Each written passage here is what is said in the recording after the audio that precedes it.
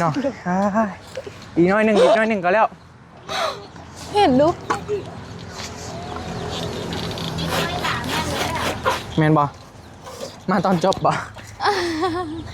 ไปเห็นมาตอนจบบอส่งยังอันนี้มาคนลืมฮะส่งสิบบลอด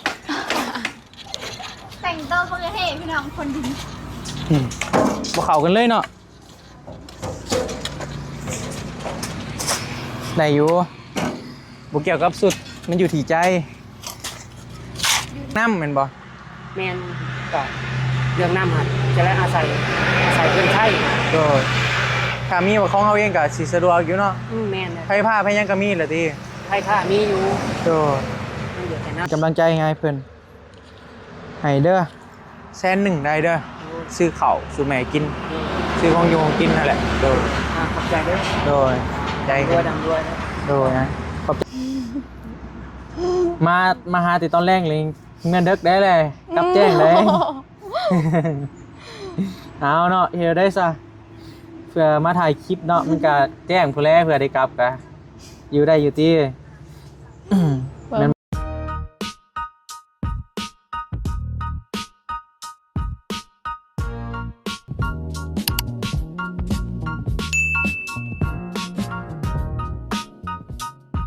มาไปพี่น้องพอดีทางเมตู้เพิ่นกำลังกับอ้ายเพิ่นนี่แหละกำลังพากันถมดินอยู่ไปพี่น้องมาบันนี้ก็เรียบร้อยแล้ว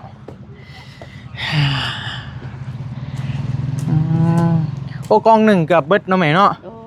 สบายดีเด้อแม่เด้อโดยทางนาไปแล้วไปพี่น้องเดินทางปลอดภัยเด้อ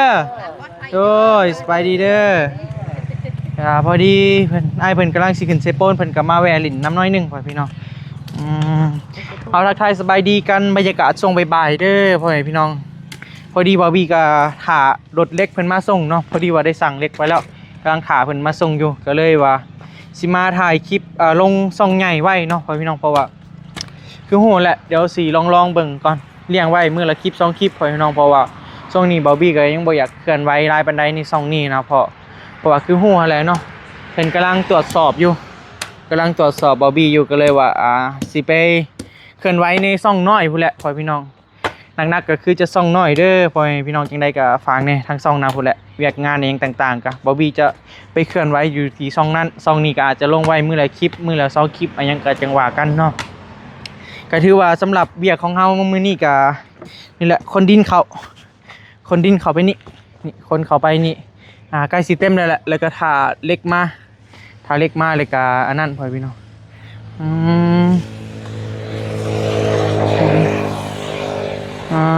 โตมาใส่เด้เนาะโอ้ฮะมาใส่เฮ้ยบ่ไปตัดผมบ่ไปดีเด้อข้าเจ้าว่าไปตัดผมสั้นมาแล้วมึงตกใจเดี๋ยวว่าเลยฮะไม่ใส่ละโอ้งามนะพี่น้องงามผมมันฟูไปยืดผมมันฟูแต่ถ้าอยากได้หัวใจยูมาต้องทำยังไงว้ายไปดีเด้อโดยพอดีน้องหล่าเพิ่นกำลังมาเดซาผมบ่ล่ะก็เลยว่าไอ้ก็เลยสิมานี่แหละซอยทางไอ้เพิ่นคนดินเข้าไปก่อนน้อยนึงได้หลายเด้อหาใบเตยจับกล้องให้บี้เด้อปะบัวปะมาเดี๋ยวซอยไอ้เพิ่นก่อนพ่อพี่น้องว่าเพิ่นแกซอยได้เศร้าแล้วไปดีได้เด้อโดยมาเดี๋ยวเฮาซอยสุกเด้อนะไปพี่น้องเดี๋ยวคนไปก่อนใกล้สิเต็มแล้วแหละอีกน้อยนึงก็เต็มแล้วแหละเบิดหน่อยเนาะรถ1เบิดพ่อพี่น้องโดยไปปึ๊บ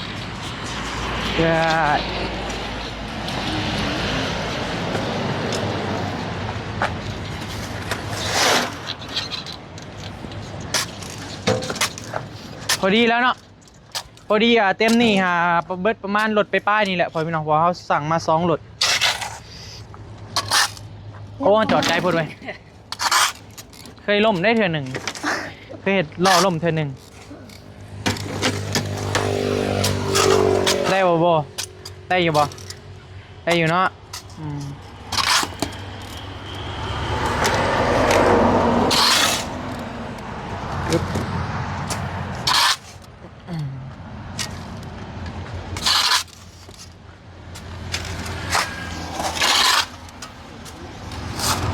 ถ่ากำลังถ่ารถเล็กเขามาพ่อพี่น้องเลยกะปวดเบิ่งเล็กยังกะสิเข้าไป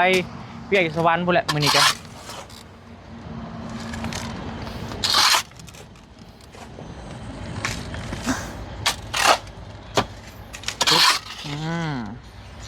เอาอีกแล้วแหละ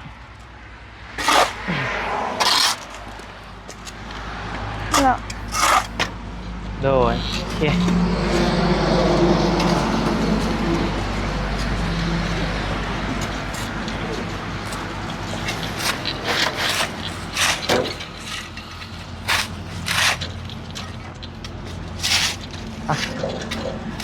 มาเอาหอยต้นมายันเมื่อยยันเมื่อย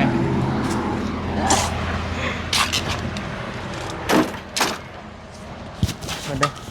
ปานนี้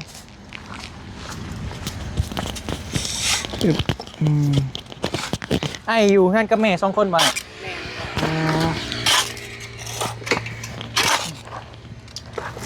อีกน้อยหนึ่งก็แล้วแหละพี่น้อง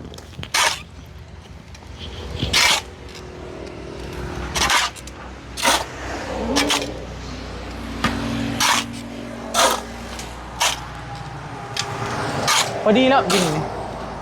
เอาไว้อยู่นอกรถ1แล้วก็อยู่ในรถไปพี่น้องอีกน้อยหนึ่งก็แล้วเห็นลูกแมนบอมาตอนจบบ่เสกมาตอนจบบ่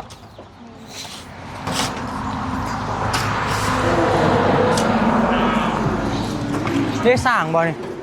ไม่ได้มาสั่งเนาะแมนสามเด็กงัวมึงโดน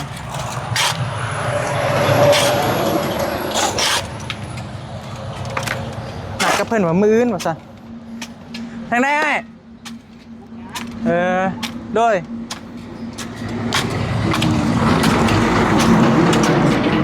คนตกมาใส่นี่พอดีขับเลย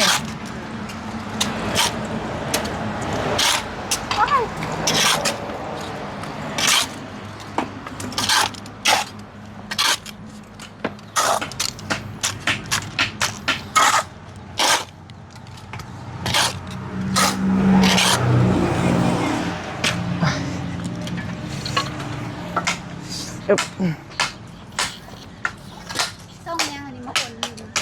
ฮะส่งสิบบลอดแต่งตัวเขาเลยเฮ้พี่น้องคนดีบ่เข้ากันเลยเนาะได้อยู่บ่เกี่ยวกับสุดมันอยู่ที่ใจดูที่แจ้งใจไม่น่า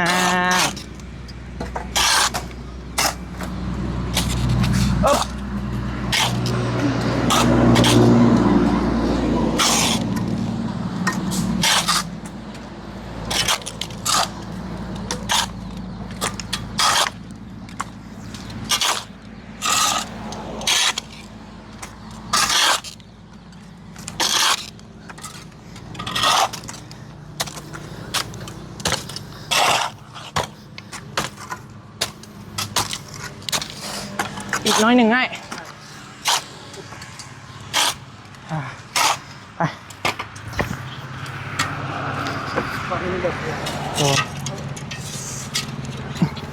โอ้นักเต๋อเว้ยมากเลยขวดเลย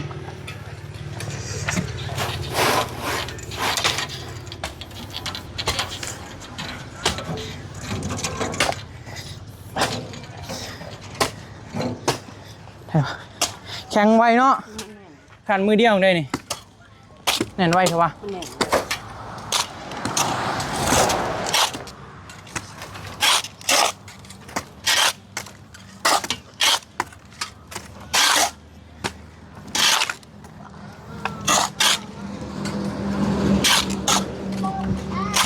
ถอย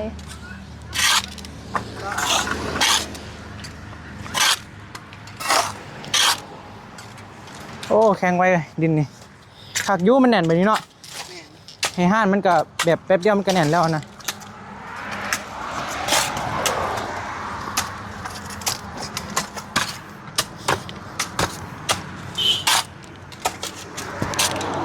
ปึ๊บ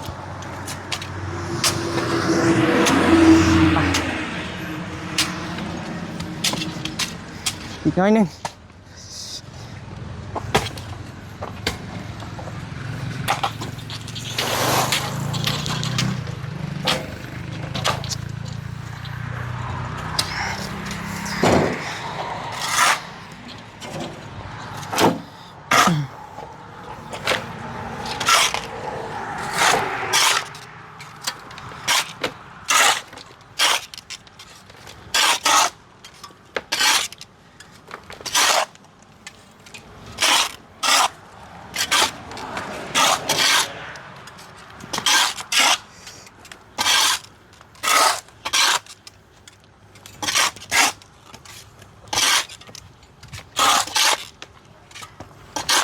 ปึ๊บโอเค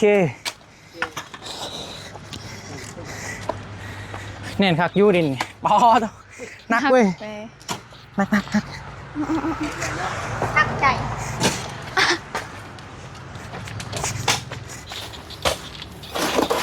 เดี๋ยวมาเล่นจนไปน้ำหล่อได้ ฮะ ไปน้ำหล่อ ไปแล้วไปได้เศร้านี้เลยโอ้ย เช้านี้ลง ล่มได้เศร้านี้เลยคลิปบ่ยาวเลยพี่น้อง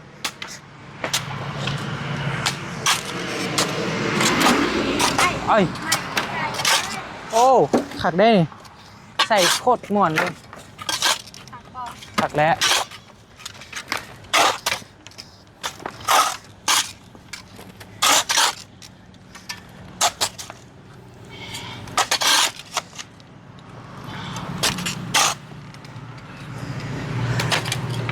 ขอโทษเมื่อยเติมหนึ่งอยู่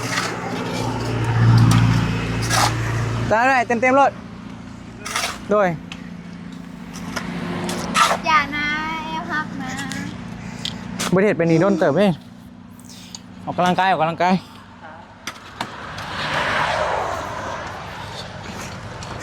ฮึบ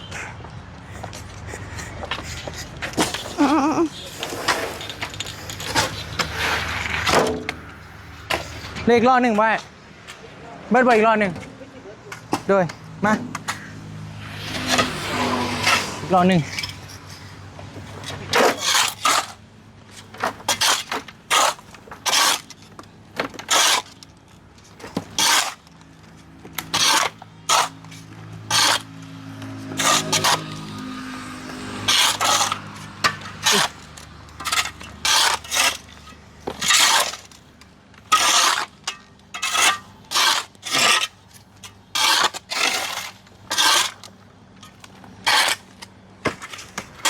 โอเค หมดแล้ว ได้แล้วเนาะฮาตู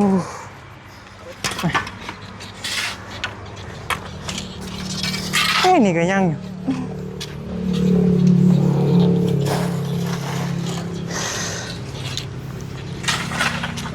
เมื่อยหนึ่งอยู่หวยพี่น้องไอ้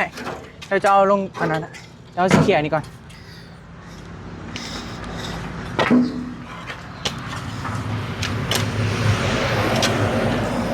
ตัวปึ๊บโอ้เมื่อยเติมเนาะได้เหงื่อออกกำลังกายฮะเจ็บท้องเป็นยังล่ะสิไปกินข้าวป่ะแม่ไปกินข้าวไหมได้ล่ะประมาณนี้แหละพอพี่น้องเลยพ่อตัว พอแล้วเวทกันยังได้แล้ว นี่ไอ้เพิ่นมาซอยมือดีกันใครอยู่ได้ลายเติบอยู่พอพี่น้อง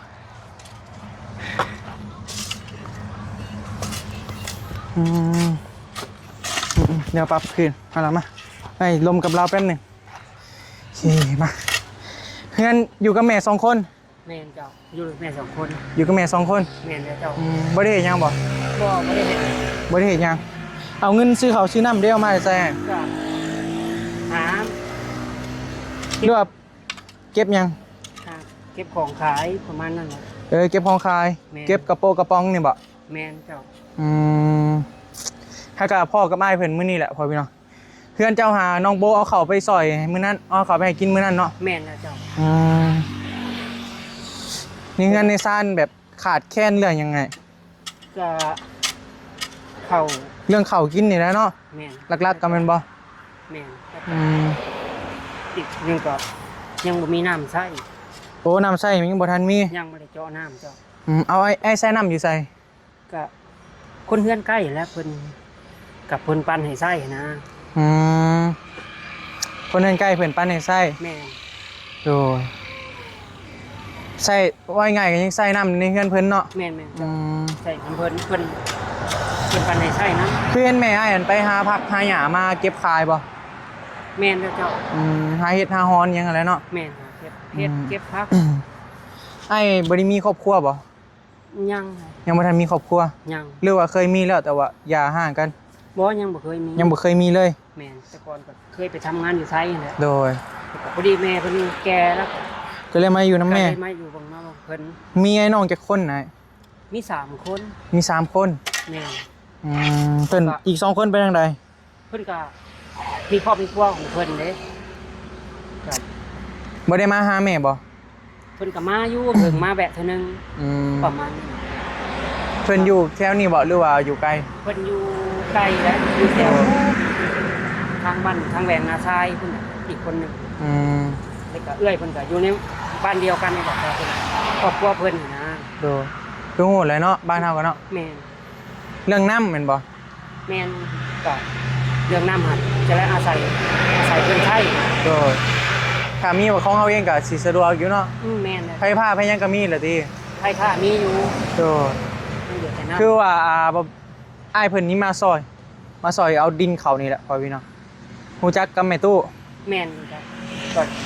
ผู้จักกับเพิ่นเนาะ มื้อหน้าก็เห็นน้องโบเอาเขาไปให้อยู่เฮือนให้แม่ตู้นั่นแหละอยู่เฮือนไผได้เบิ่งคลิปใบเตยอาจจะฮู้เฮือนของอ้ายเพิ่นเดี๋ยวมีเวลาเลยจึงสิไปยามอ้ายซื้อหยัง ชื่อซิดเจ้า ไอ้ซิด แม่น ไอ้ซิดเนาะยังบ่ได้ทันสร้างครอบครัวหน่อยเนาะ ยัง โอ้ถือว่าเพื่อนชาติเพิ่นก็คือเห็นในคลิปมาแหละพ่อพี่น้อง พออยู่งั้นน่ะเนาะแต่ว่ายังบ่มีน้ำเว้าง่ายๆก็เพื่อนชาติพออยู่เรื่องขาดแคลนก็คือเรื่องข้าวกับน้ำมันยังประมาณนี้แหละพ่อพี่น้อง แม่น น้อยเนาะแม่นบ่เพราะว่าเห็นในคลิปใบเตยก็โอเคอยู่เงินเรานะ เป็นเพื่อนไม้นั่นแหละ โดย กำลังเป็นไงเนาะ โดยสู้ๆไอ้ ดู คู่มื้อนี้แบบหาอันเก็บของเก่าขายเลยก็พอได้เงินก็เอามาซื้อข้าวซื้อแม่กินแม่นบ่ มีคนจ้างคนหยังก็ไปหาซอยเพิ่น เอาง่ายๆก็งานทั่วไปนะเนาะ ทั่วไป ใครจ้างหยังก็เฮ็ดเบิดแม่นบ่ แม่นเจ้า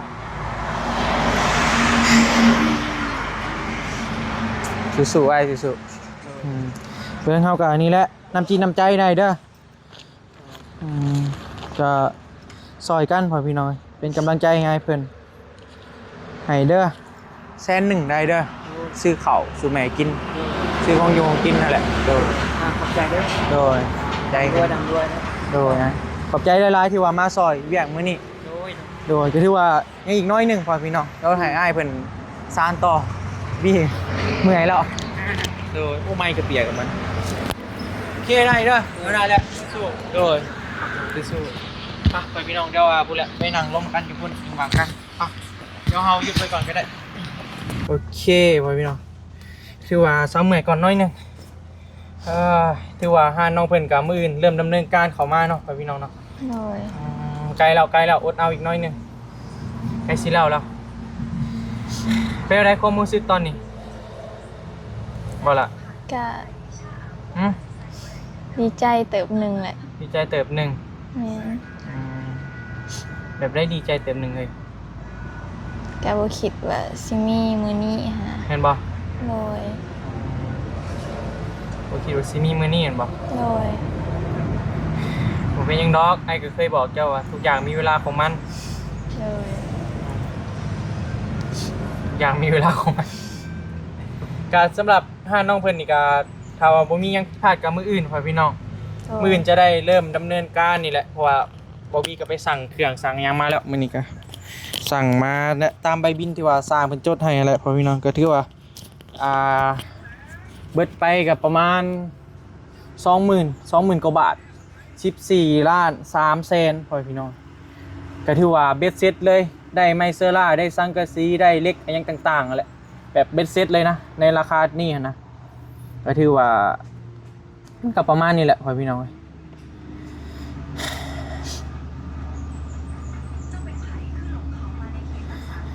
จังหน่อยก็ไปโรงเรียนเนาะ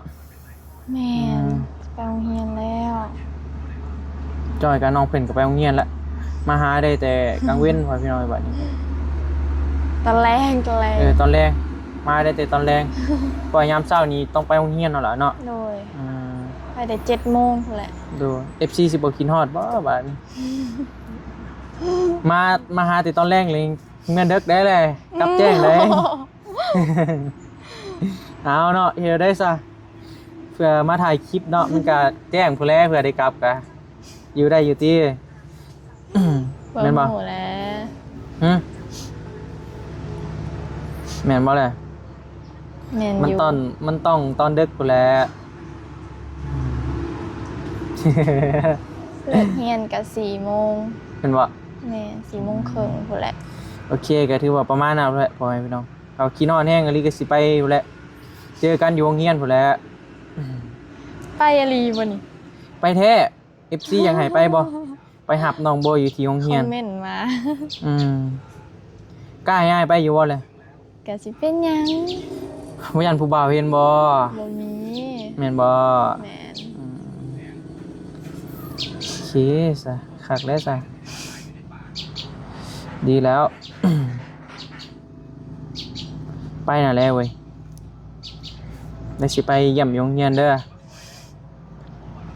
ตอนนี้ก็กำลังนั่งถ่าเอาเล็กมาอยู่พ่อพี่น้อง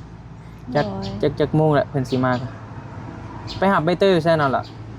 อยู่แถวค่ายทหารพุ่นแหละไปเพิ่นไปยังเกาะเพิ่นไปยืดผมอยู่โรงเรียนเนาะเฮ้ยอยู่ค่ายทหารโดยใกล้สิเข้าโรงเรียนเลยเด้เนาะแม่น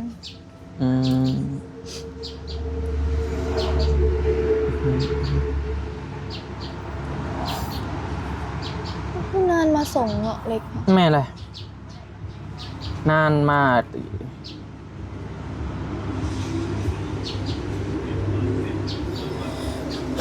กำลังไปถ้าเบิ่งคันว่ามาด้นกับบางทีไงก็สิเข้าสวรรค์นี่เจ้าก็กวาดตามบินนั่นแหละเบิ่งง่ายๆนึงดอกกับพ่อเฒ่าเราฮู้อยู่เบิ่งอ่านตามบินเช็คเครื่องอะไรล่ะไอ้สิเอาบินไว้ให้เจ้าง่ายๆนึงสังกะสี7 แผ่นเจ้าก็นับเบิ่งถ้าว่ามันครบ7 แผ่นก็ถือว่าครบเลขก็นับเบิ่งตามบินนั่นแหละถ้าว่าตัวใดเขาบอกกันง่ายอยู่ดอกพ่อพี่น้องเพราะว่าห้างที่ว่าบ่บี้ไปซื้อก็เป็นฮู้จักหักแพงกันมาแต่ดนแล้วเจยานบ่บี้ไปติดหนี้เอาก็ได้พ่อพี่น้อง ก็ถือว่าเรากับกันเองหั่นนะพอคนเฮาฮู้จักแล้วมีหยังมันก็ล้มกันง่ายเด้แม่นบ่เฮาได้ล้มกันง่ายอยู่บ่ฮะง่ายอยู่บ่ดีแล้วคันว่าลมกันง่ายเนาะถ้าเบิ่งนำกันเนาะไปพี่น้องเอ้ยว่าความฝันของน้องเพิ่นสิเป็นก็ถือว่าเริ่มเป็นจริงเข้ามาเรื่อยๆแล้วพี่น้องก็บ่บี้ก็มาฮอดนี้ก็อยากให้แบบสมบูรณ์งามๆพุ่นแหละเนาะพี่น้องเนาะก็ถ้าเบิ่งนำกันว่างบเฮายังเหลือเท่าใดเดี๋ยวบ่บี้ก็สิมาแจ้งตื่มอีกตามหลังเด้อพี่น้องเดี๋ยวเฮามาไล่เบิ่งเงินเฮาก่อนว่ามันก็หลังจากที่เฮาซื้อเครื่องแล้วก็มุงหลังคายังขึ้นปึ๊บเรียบร้อยแล้วแต่ยังมีเสาทางหน้าอีกนี่ต้องได้ซื้อเสามาอีกใส่ทางหน้าอีกแสลมมันสิบ่งามอยากได้หลังคากับแซกออกมาทางหน้าอีกน้อยนึงซื้อเสาอันนั้นมาเสาน้อยเสาเล็กก็ได้เสาอันยังก็ได้เพราะว่าเป็นเรือนหลังใหญ่ๆเขาเจ้าก็ใส่เล็กอยู่ทางน้อยทางหน้านะแม่นเล็กกับปูนมันก็อยากซ้ำๆกันผู้ใดราคานะเล็กกับเจ้ามันถือบ่ได้ถือได้ล่ะเพื่อหาเล็กนักกว่าปูนอีกได้เสาน้อยกับบางทีก็ต้นละเท่าใดน่าจะซ้ำๆกันพู้นแหละเดี๋ยวเบิ่งตัวจริงก่อนเดี๋ยวปรึกษาหลายๆคนปรึกษาอ้ายหลายๆคนเลยก็ปรึกษาเจ้านะพอตู้ยังเราหมักไว้ได้ก็เจ้าหมักไว้ได้ซะเสาเล็กหรือเสาปูน คันทั้งหนาคันซีแซกออกมาก็อยากได้ใส่เล็กเอาค่ะแหละ หมักเล็กแมันบ่หมักเสาเล็กมุนบ่หรือเป็นเหลี่ยม เหลี่ยม หมักเป็นเหลี่ยมเนาะมี เพราะว่าทางหน้านี่น้อยเท่าใดมันแฮงมันบ่เปลืองพื้นที่มันแฮงงามเลยเพราะมันสิบ่บังเด้ โดย อันนี้เก้าแล้วเนาะ9 10 11ใส่อีก2ได้บ่วะใส่อีก2ทางหน้าได้บ่แล้วถ้าเบิ่งตัวจริงเนาะ แม่นๆ ข้อหมายว่า จริง บ่อยากใส่3มันสิบ่งามนะ แม่น ใส่2ก็ได้แล้วบ่ผิดที่ผิดข้องบ่ บ่ มันก็เป็น11เนาะ9 แต่ละห้า 10 11ไอ้ยาว11 ต้นได้บ่ไอ้เสา11 ต้นได้บ่มันก็ขี้เด้เข้ามาให้คู่แล้วว่าเสาหรือว่าต้องคู่บ่บ่เกี่ยวบ่แล้วแต่เฮามักบ่เดี๋ยวถ้าถามหลายคนก่อนพ่อพี่น้อง แม่น โดยต้องคู่บ่หรือต้องนั่นแหละ11 ต้นบ่ได้ยินเนาะ12ได้ยินอยู่เนาะถ้า12ก็บ่ปัญหาดอกมันก็เสาน้อยนะคันเป็นเสาเล็กนะงามคือกันพ่อพี่น้องเอ้ยถ้าเบิ่งตัวจริงนี่แหละว่าเงินเฮาสิยังเหลือเท่าใดแล้วก็มันสามารถเฮ็ดไปฮอดไซส์ได้หันนะก็อยากได้ในใจบอบบี้นี่อยากให้ได้มุ้งโค้งใหญ่เลยก็อยากให้มันมีแซกลงมาหั่นแหละพ่อพี่น้องมันจึงงามมันจึงเพอร์เฟคนั่นแหละมันจึงเป็นห้านค้างามๆเลยตอนนี้แม่นเฮามีแต่ได้แต่แม่นซื้อจึกลงมาบัดเดียวเลยยังบ่มีทางหน้าถ้าว่าทางหน้านี่มันต้องได้ซื้อเสามาอีกกับเบิ่งกับลมทำสร้างนั่นวะเพิ่นสิเอาน้ำเฮาอีกเขาได้หั่น แม่น เดี๋ยวให้มันแล้วโค้งใหญ่ก่อนจึงว่ากันเนาะพ่อพี่น้องเนาะคือว่ามาวันนี้ก็มื้ออื่นเพิ่นเริ่มมาดำเนินการเลยมื้ออื่นก็ โอเค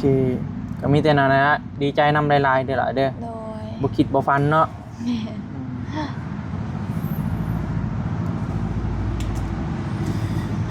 โอเคปะเดี๋ยวสำหรับคลิปนี้ก็จังได้ก็ฝากในเด้อพ่อพี่น้องเด้อทางช่องBobby Channel เนาะหรือว่าช่องใหญ่ของพวกเฮาช่วงนี้ก็เพิ่นปิดการมองเห็นบ่หรือว่าแนวใดเนาะพ่อพี่น้องคือว่าอืดแท้ ฝากแน่การลักๆก็Bobbyสิเคลื่อนไหวทางช่องน้อยเด้อช่องนี้ก็ช่องใหญ่ก็ยังบางทีก็อาจจะลงมือละคลิปคือBobbyแจ้งไปนั่นแหละเนาะถ้าว่าเพิ่นกลับคืนมาคือเก่าก็ก็จะเคลื่อนไหวเบิดทั้ง2นั่นแหละแต่ว่าช่วงนี้แม่นจะซองน้อยเนาะพ่อพี่น้องโอเคปะสบายดีเด้อเดี๋ยวพบพอกันที่คลิปใหม่สำหรับคลิปนี้บ๊ายบาย